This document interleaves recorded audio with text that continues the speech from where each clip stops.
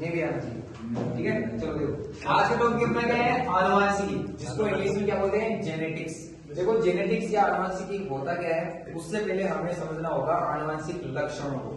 किसको समझना होगा, आनुवांशिक लक्षणों को। आनुवांशिक लक्षण क्या होते हैं, ये वे लक्षण होते हैं जो एक पीढ़ी से दूसरी पीढ़ी में जाते हैं, उनको क्या बोला जाता है, आनुवांशिक लक्षण।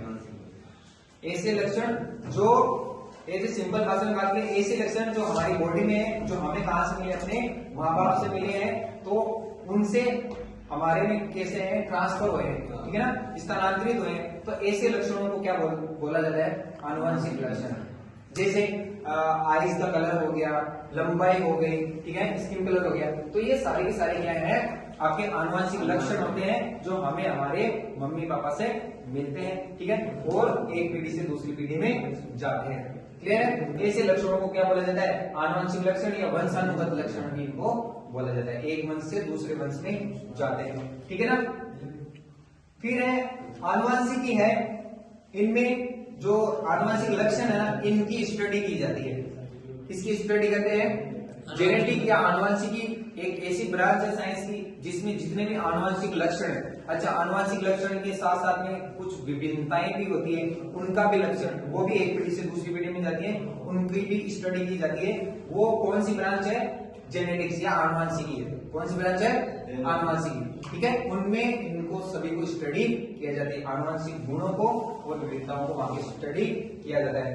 तो ये जो आनुवांशिकी, ये जो नई ब्रांच अलग से बनी है, इसके जनक कौन है, ये डिस्कवर किसने किया था, दुनिया को सबसे पहले किसने बताया था, तो उस वैज्ञानिक का नाम था आपका ग्रेगर जॉन मेंडल। और ये बहुत बार क्वेश्चन पूछा जा चुका है बहुत सारे कॉम्पिटिशन्स में कि आनुवांशिकी का जनक या पिता है वो किसे कहा जा रहा है, तो वो कौन है, हमारे ग्रेगर जॉन मेंडल। कौन है, ग्रेगर जॉन मेंडल। वो ग्रेगर जॉन मेंडल है, वो ऑस्ट्रेलिया के एक गांव थे, गरीब जो किसान थे, उनके घर में ये पैदा हुए थे। उन्होंने अपने मास्टर डिग्री की ऑस्ट्रिया वीना जो आपकी यूनिवर्सिटी वहां से, और फिर एक चर्च में पादरी के रूप में इन्होंने काम किया, और वहीं पर इन्होंने क्या किया था, जो मटर का पौधा है उस पर अपने प्रयोग किए थे आनुवांशिकी, ठीक है। और उन्होंने अपनी जितनी भी प्रयोग है उनके रिजल्ट वगैरह है वो एकदम सही तरीके से लिखे थे, ठीक है, और उन्हीं को हम आज पढ़ते हैं आनुवांशिकी में, ठीक है।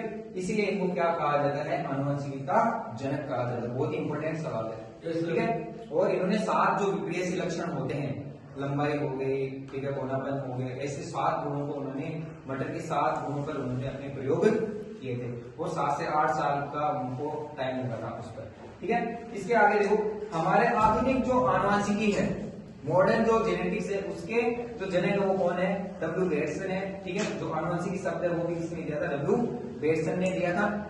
इसके अलावा आनुवांशिकी की जो इकाई है, ये जो लक्षण एक पीढ़ी से दूसरी पीढ़ी में जाते हैं, ये किसके द्वारा जाते हैं, तो उसकी सबसे जो छोटी इकाई होती है उसका नाम क्या है, जीन। जीन क्या होते हैं, जो हमारी कोशिका होती है, कोशिका में क्या होता है, केंद्रक होता है, केंद्रक में गुणसूत्र पाए जाते हैं डीएनए और आरएनए, ठीक है। उन डीएनए और आरएनए का छोटा सा भाग होता है जिसको हम क्या बोलते हैं, जीन बोलते हैं। और वो जीन, उसका काम क्या होता है, उस जीन का काम होता है जितने भी आपके लक्षण है उनको क्या करता है, वो कंट्रोल करता है, ठीक है। हमारी बॉडी में जितने भी लक्षण होते हैं उनको कंट्रोल कौन करता है, ये जीन करता है। इसलिए इसको क्या बोला जाता है, आनुवांशिकी की सबसे छोटी इकाई इसको बोला जाता है। क्लियर।